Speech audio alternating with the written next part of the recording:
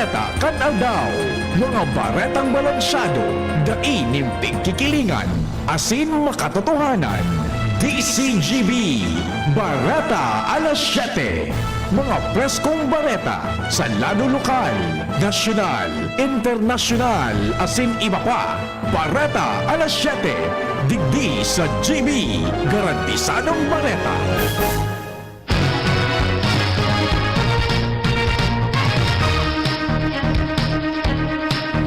Marhay na aga mga tugang. Miyerkules po ngunyan, Abril 16, 2025. Ini ang Bareta alas 7 asin kami ang sinong magiging mga tagapagbareta. Ako po, si Jasmine Balolo. Ako man po si Mardela Daing Iba. Enot sa headlines ng tayong darakulang mga bareta ngunyan sa lado lokal. Memorandum Circular kan Malacanang may kinaraman sa work suspension po na alas 12 na nudong niya ng Miyerkules Santo. Pigadaptar kan gobyerno provinsyal kan Albay. Oplan Biyaheng Ayos, Semana Santa as in Summer Vacation 2025. Piglansar kan Land Transportation Office Bicol. 10 driver ni mga pampublikong transportasyon positibo sa drug test kan LTO Bicol as in PDEA 5 sa mga terminal sa Bicol Region. Pagdoble kan volume nin mga pasahero asin kargamento sa Matnog Port sa Sorsogon ngunya na Semana Santa nanotaran kan PPA. Sa lado nasyonal, DOH, nagganda na ni mga medical response team para sa mga kalamidad as in the big one. PNP na erehistro ang 2,000.4 na pagsuhay sa election gun ban.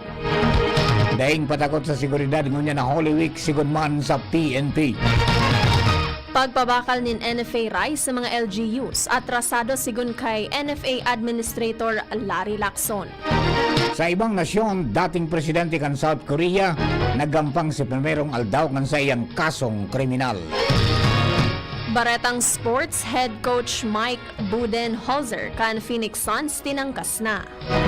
Yan ang headlines. Nga sa detalles ka mga bareta, enot sa lado lokal. Ang baretang ini hatod sa Indukan. Optin Lutein Capsule. Alagaan ang paningin sa tulong ng Optin. Kitang-kita ang kalusugan ng mata. Pigadaptar kang gobyerno probinsyal kan Albay ani pinaluwas na kasuguan kang Palasyo Malacanang na work suspension sa mga opisina kang gobyerno sa Miyerkules Santo pag-abot alas 12 nin pagkaudto. Pigtugutan naman na mag-work from home ang mga empleyado. Magpun alas 8 nin aga sagod alas 12 nin pagkaudto ngunyan na aldaw. Sa pinaluwas na Memorandum Circular number 18, Series of 2025 kan Office of the Governor, nakapalaman na sakop kan working arrangement ang mga opisina asinahin sa kang gobyerno tanganing matawan na yung pagkakataon ng mga empleyado na makabiyahe, makauli sa kanya-kanyang probinsya para sa obserbasyon kan Huwebes asin Biyernes Santo. Mientras na padagos man ang operasyon ka mga sektor na may kinaraman sa health services, disaster preparedness asin iba pang kinakaipuhan na serbisyo. Ipigtaong kwenta naman kang Palasyo sa mga pribadong sektor kung magkakaigwa ng work from home arrangement asin pagsuspendir nin trabaho. Ang baretang ini hatod sa Indukan. Plemex. Pag may ubo o hika, Plemex agad. Basta lagundi, Plemex. Ipiglansar kan Department of Transportation o DOTR sa paagi kan Land Transportation Office o LTO Bicol ang Oplan Biyaheng Ayos, Semana Santa as in Summer Vacation 2025. Initanganing masiguro ang seguridad kan mga biyahero ngunya na Lenten season. Bilang parte kan inisyatiba nanotaran kan DCGB News na nagkaigwanin random drug testing sa public utility vehicle drivers sa Legazpi City Grand Terminal. Pigpanginotan ini kan PDEA Bicol asin PDEA Albay para masiguro na ang mga drivers libredo sa illegal na droga. Katakod ka ini pigpagirumdom ang publiko na mag-ingat, maging alerto asin tulos na i-report sa mga otoridad an anuman na makadudang aktibidad sa palibot. Ang baretang ini hatod sa Indukan. Liver Aid Silimarine Capsule. Ang good drinks at good food, perfect combo. Isama pa ang Liver Aid. It's liver lover, boys! Sampulong driver kang pampublikong transportasyon ang nagpositibo sa random drug test kan Land Transportation Office o LTO Region 5 as in Philippine Drug Enforcement Agency o PDEA Region 5 sa mga terminal sa Bicol, Kasudma. Giniban ng inspeksyon sa duwang terminal sa Rion, ang CBD Terminal sa Naga City, Camarines Sur, as in Legazpi City Grand Terminal sa Legazpi City sa Albay.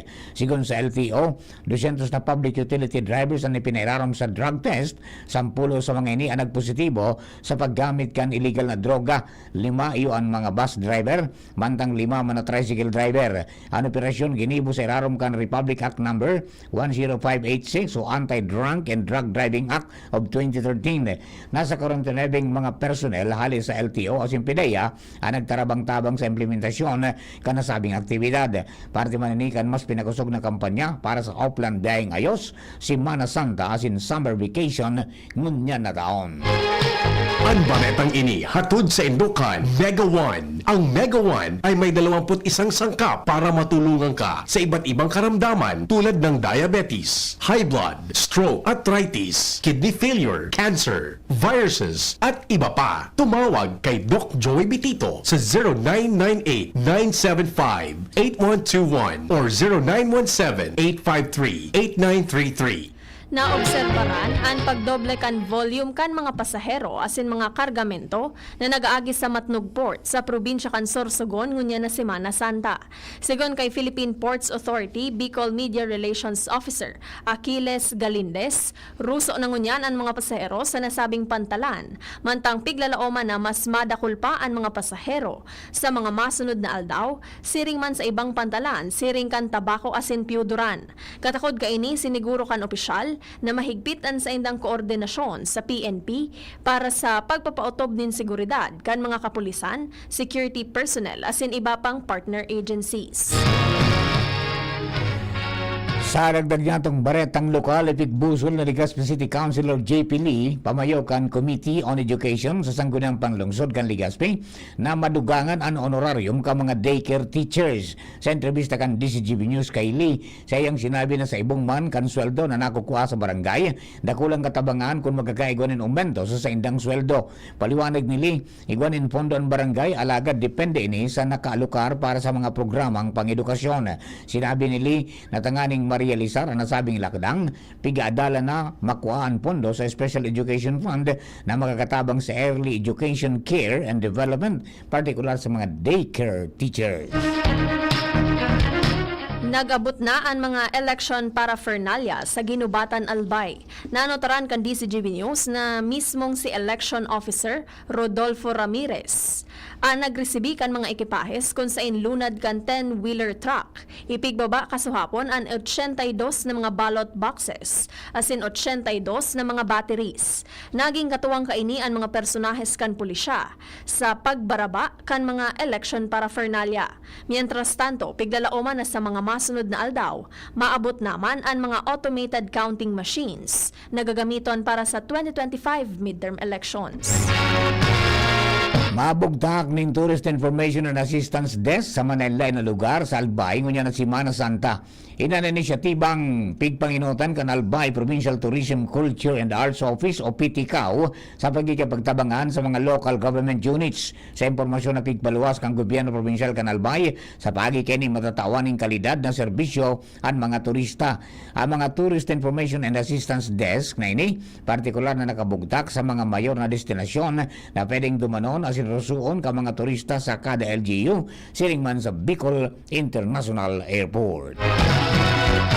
Siniguro kan Gender and Development o GAD Division kan gobyerno probinsyal kan Albay ang sa indang padagos na espuerso sa dedikasyon para mautob ang mga kamauotan na nakapalaman sa GAD agenda na matatapos sa taong 2026. Sigon kay GAD Head, Dr. Rowena Ondis, katuyuhan kan dibisyon na isabay ang pagbilog nin mga prinsipyo kan GAD sa gabos na aspeto kan operasyon na may partikular na pagsimbag sa monitoring as in evaluation. Katuyuhan kaini na magtaonin impormasyon manungod sa progreso mapasiring sa pag-utob kan Gender Fair Society sa pagikan mga programang ipapautob kan opisina. Susog ini sa Philippine Gender Equality and Women Empowerment Plan 2019 to 2025 asin sa bisyon kan GAD na Gender Fair Society sa taong 2026. Mga tugang primerong partiyan kan Bareta alas 7, mga bareta niya to sa lado lokal. Ang bareta sa lado nasyonal, ibang nasyonispor sa sinkamugdagang kampanahon, pagkalihis lamang po kani. At ngayon, ang pinakabago, ang pinaka-epektibong food supplement na mabusising ginawa sa Amerika at matapos at 3 taon, aprobado na ng FDA. Mega One, ang evolusyonaryong produkto na nagtataglay ng 21 natural na mga komposisyon na nakatutulong upang palakasin ang immune system at ang ating kalusugan. Para sa karagdagang impormasyon, Maaaring pumunta kay Doc Joey Bitito sa Barangay 18, Cabangan West, Legazpi City, kaharap lang ng Bangko Sentral ng Pilipinas. O tumawag sa 0998-975-8121 or 0917-853-8933 para sa free consultation sa natural medicine. bisitahin din ang aming Facebook pages, Mega One-Superfood at NHC Bayanihan Official. Mega One, evolusyon para sa kalusugan. Pablo buscan progreso sa tercer distrito nin Albay. Kabredo nagpag-ibo kan mga infrastrukturang nagdarang progreso. Iboto mo, Congressman Didi Cabredo. Didi Cabredo. Iboto mo, Kong Didi Cabredo. Congressman Cabredo.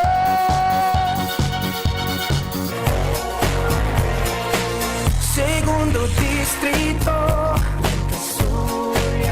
ang board member niya to, maasahan ta, makatawo, maka-Diyos, yan si Glenn Casulla, Glenn Casulla, ang board member ta, digdi sa tuti, Glenn Casulla na, board member Glenn Casulla.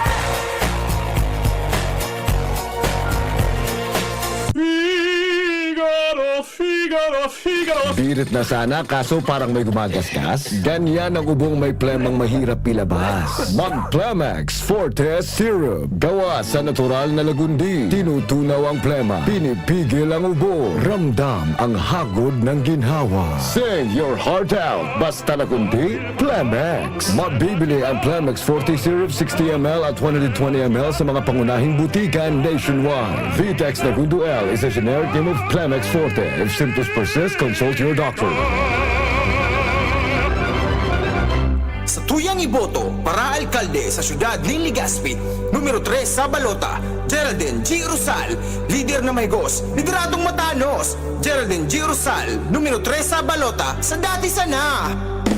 Just sa tuyang suportahan, Geraldine Rosal, alkaldeta, malalao man, subukta na sa serbisyo sa Legazpi nyo.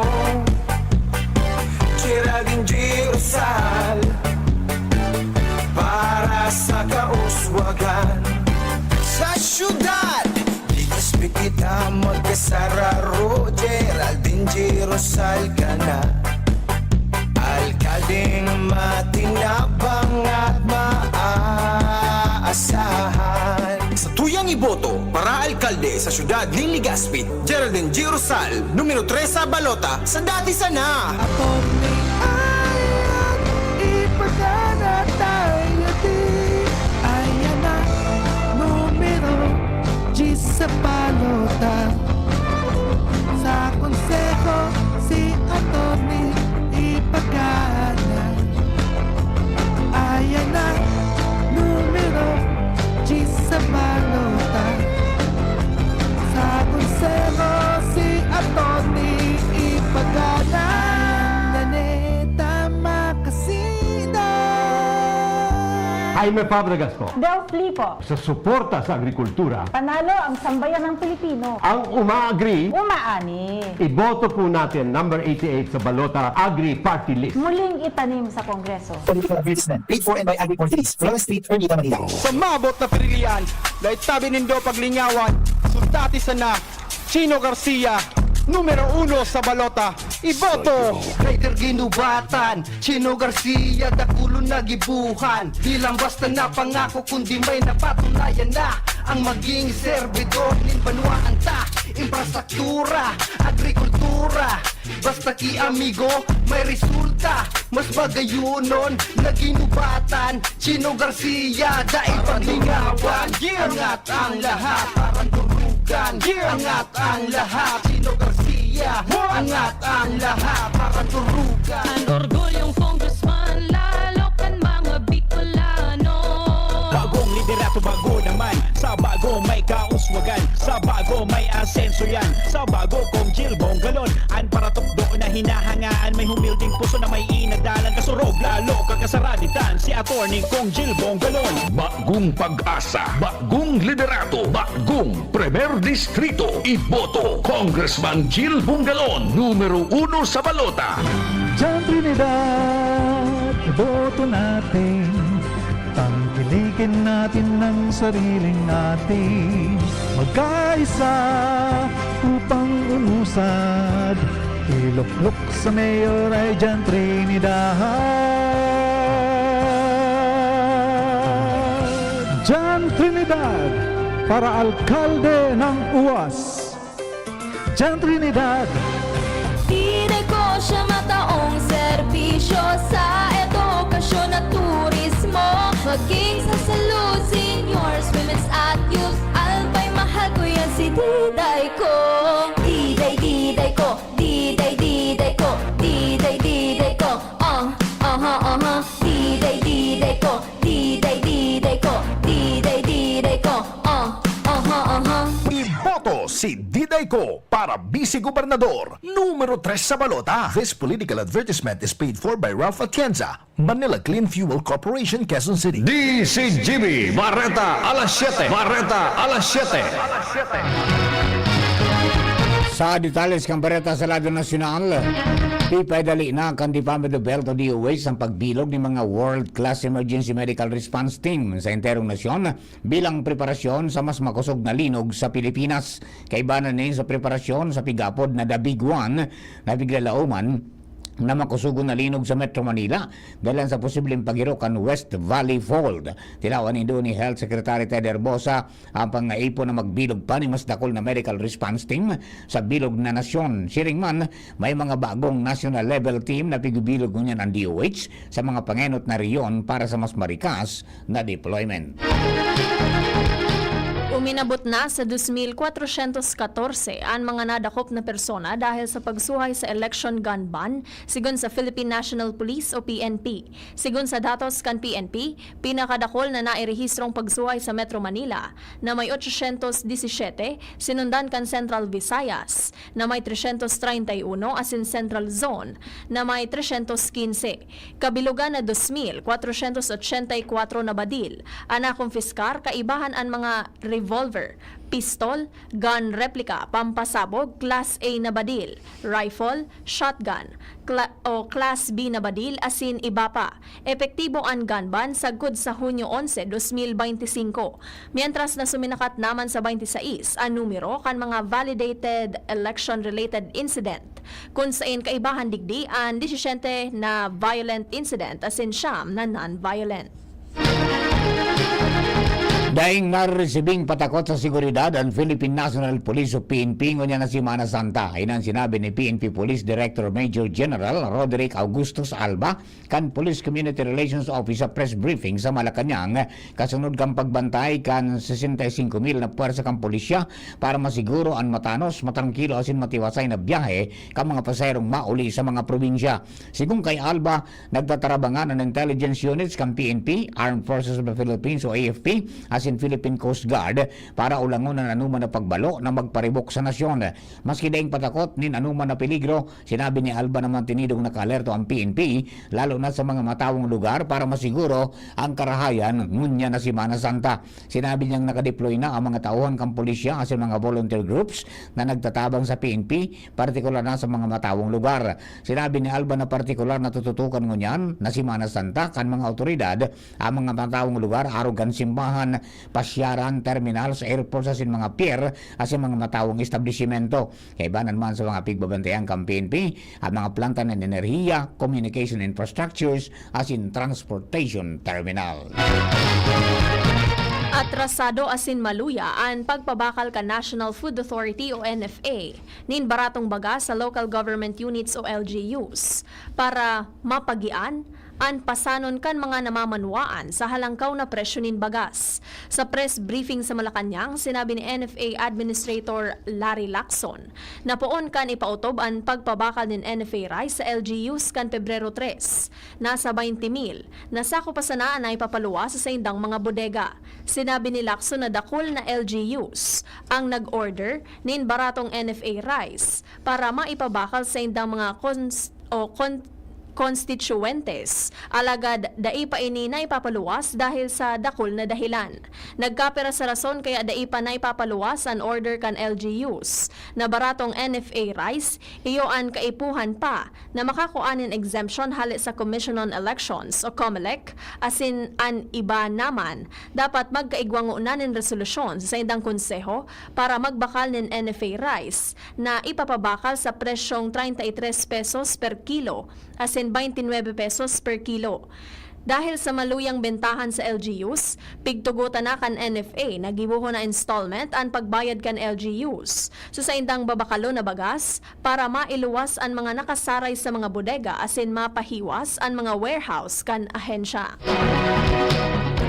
Mientras tanto, inagad kan Land Transportation Franchising and Regulatory Board o LTFRB sa mga motorista na maging mas maingat ngunya na Semana Santa. Kasabay kini ang pahayag kan LTFRB na magkakaigwanin zero tolerance ang ahensya kontra sa mga kamote drivers o mga nagpapahiling nin maraot na ugali sa tinampo. Sigong kay LTFRB Chairperson Chofilo Guadis III na dapat na makortar na ini ang mga kamote drivers patakot sa public safety kung kaya ahaliunin da ang mga ini sa tinampo sigong pa kay Guadis.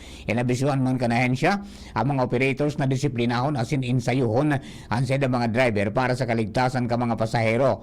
Sinabi kan LTFRB na ma-deploy sinda ni mas dakol na field inspectors asin padagos na nagkikipagtabangan sa mga otoridad arugan Land Transportation Office o LTO asin Philippine National Police. Sinugo kan Department of Trade and Industry o DTI ang mga online seller nin vape asin tobacco products na i-require sa indang mga buyer na mag-register na bago makabakal kan sa indang mga produkto. Sigon sa DTI, initanganing maibitaran na makabakal nin mga vape asin tobacco product ang mga menor de edad.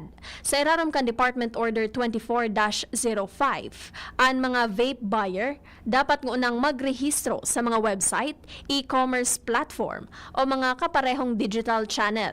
Makakatabang ini na masiguro na sinda dahil mababa sa 18 anyos. Sakop kan direktiba ang gabos na may kinaaraman sa online selling, distribution asin promosyon kan mga vape product asin mga katakod na produkto. An kasuguan epektibo tulos pagkatapos na maipublikar sa Official Gazette o sa duwang periodiko na may general circulation. Sa bareta niya to sa ibang nasyon, nagampang sa korte si dating South Korean President Yoon Suk Yeol para sa primerong aldaw kan sa iyang kasong kriminal. May kinaraman sa insurrection charges matapos ang kontrobersyal na deklarasyon niya din martial law kan Disyembre. Si Yoon na impeach sa sintinanggal sa pwesto ka mga legislador ngunya ng bulan matapos niyang ipautob ang martial law kan Disyembre 3. Pigsasabing nagpadara ininin mga soldado sa National Assembly sa pagbalo na pugulan ang legislatura. Siya ang Bangka ini tunuting nakatukaw na presidente kan South Korea na inarestar mantang nasa pwesto alagad para mentas na pinalibre dahil sa procedural issues sa pagbukas kan trial sa Seoul Central District Court. Hinapot siyon ka mga huwes may kinaraman sa sayang personal na impormasyon. Ipapabudmang kang korte ang duwang military officers bilang testigo kay banan ng sarong opisyal na nagsabing ipinag-orden sa inda kanalangkaw na opisyal ang pagsakyada sa mga legislador para ipautob ang martial law. Baretang Sports, tinangkas kan Phoenix Suns ang sa idang head coach na si Mike Budenholzer matapos sana ang sarong season. Kasunod ini kan daing kauragi na kampanya kan team na napatalsik sa postseason contention apisar kan makusog na roster na kumpuesto na Kevin Durant, Devin Booker, asin Bradley Beal. Inanunsyo kan Suns ang pagtanggal kay Coach Budenholzer kan magtapos nin 345 record asin pang 11 sa Western Conference. Siya man sa 10 kawat ninda ang daog kaya nagpalyar na makalaog sa play-in tournament. Paliwanag kan team na ang pakikipaglaban sa highest level ang sa indang goal asin da isinda nagtrayumpo na makamtanan exempt o expectation ngunya na season. Dagdag pa kaini na deserve kan mga fans nin mas marhay kung kaya kinakaipuhan ang pagbabago. Sa kamugdagang ng panahon, nasa linya si Jaime Bordales kan Pag-asa DST Regional Forecasting Center. Marahay na aga po sa mga paraan tabay ka na DCGB para po sa update sa kamugtakan kan sa tuyang panahon. Solamenteng easterlies ang nakaka-apektar sa tuyang nasyon. So iyo po inan madarati maaling akot na panahon kasi na posible man itong mga biriglaang pag-uran. Kung minsan may kaibang pagtagitian, mas salangkaw ang tsansa kaiyang pag-upload kang hapon sundot sa bangli. So sa ngunyan, wala mang kitang monitor na NPA o posibleng maging bagyo sa laog kan sa tuyang area of responsibility. Kung maging duman sa luwas, kalarado man, wala man na bipilot ng mga cloud cluster dyan. Tulauman tayan sa mga masunod na aldaw, wala kitang antisipara na posibleng maging bagyo. So sa tuyang temperatura sa masunod na 24 oras, pinakababa na sa 23 degrees Celsius as in pinakahalang tao posibleng umabot sundong 33 degrees Celsius. Sa tuya po na forecast, heat index digdi po sa Legazpi Albay nasa 39 degrees Celsius po ngunya na aldaw.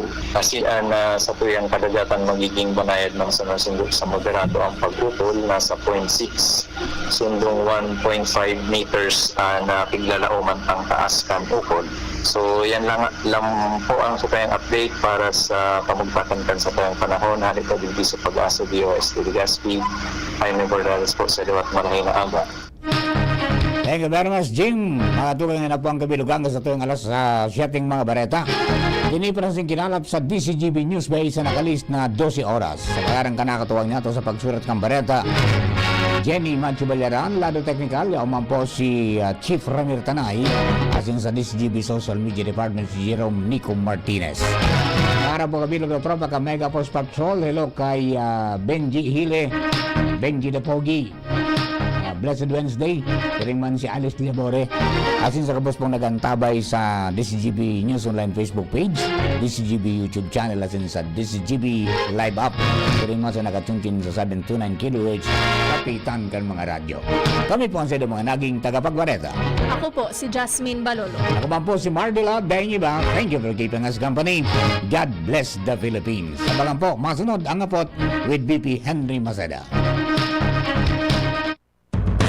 Yan ang DCGB Barata alas 7. Abangan niraray sa aga. Ang hapon, masunod na pagkalipas lang kaini. Pre, makinig ka muna. Payong kaibigan lang ha. Work hard, play hard. Yan ang motto ko dati. Pero nakakapagod din pala katagalan. Sa gitna ng lahat ng mga puyat, inom at pagkain ng masasarap, kasama na ang oily at fatty foods, kailangan pa rin bantayan ang kalusugan. Tamang kontrol ang kailangan. Katuwang ko, ang Liverade. May silimarin na maaring makatulong protektahan ang atay. Cheers to more good times. Be a liver lover. Mahalagang paalala, ang Liveroid ay hindi gamot at hindi dapat gamitin paggamot sa anumang uri ng sakit. Ang good drinks at good food, perfect combo. Isama pa ang Liveroid para sa kalusugan ng atay. Mabibili sa mga leading drugstores nationwide. Tara na! Taste the summer with San Miguel Beer! Tara na, sumama na San Miguel Beer, buksan na Taste the summer, sama na San Miguel Beer, buksan na Tara-ra-ta-ta Taste of summer, tara na Drink responsibly. May plasma ka mo sa life? Yes! Dapat pati ka pinindo, may plasman. Arrogant Gyms 3-in-1 Coffee Mix. May plus ingredients